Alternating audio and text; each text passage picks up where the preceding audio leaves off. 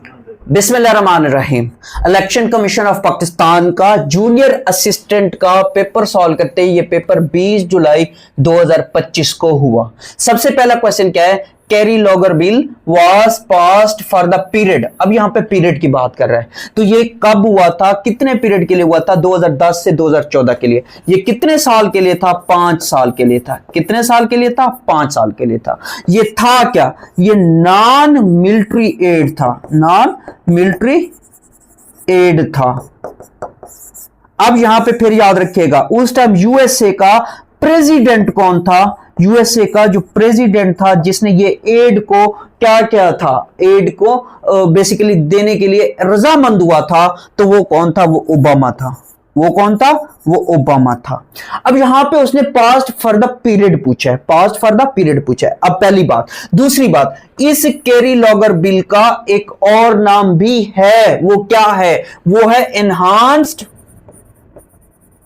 Enhanced partnership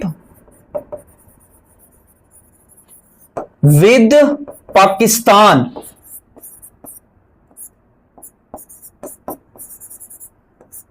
of act 2009। ये इसका दूसरा नाम है, enhanced partnership with Pakistan act of 2009। अब याद रखिएगा, यहां पे उसने पीरियड पूछा है 5 साल के लिए। ये पास किया गया था। अब पास कब हुआ? क्वेश्चन ये बनता है, ये पास कब हुआ? ये पास हुआ था कब? अक्टूबर 2009 को।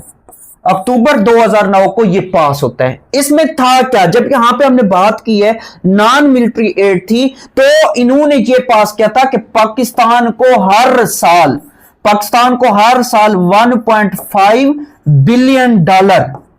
बिलियन डॉलर की हमने क्या देनी है? हमने इमदाद देनी है। हमने क्या देनी है? हमने एड देनी है। ये तो हर साल, तो 5 साल के लिए टोटल, यानी कि टोटल कितनी इन्होंने अप्रूव की थी? टोटल इन्होंने अप्रूव की थी 7.5 बिलियन डॉलर। एक दफा दोबारा मैं बता देता हूं कि कैरी लॉगर बिल जो था ये कितने साल के लिए था? 5 साल के लिए, 2010 से 2014 तक। ये 5 साल बनते हैं। ये नॉन मिलिट्री एड थी, किसके लिए? पाकिस्तान के लिए थी। और ये किसने अप्रूव की थी? या उस टाइम यूएस का प्रेसिडेंट कौन था? तो ओबामा था।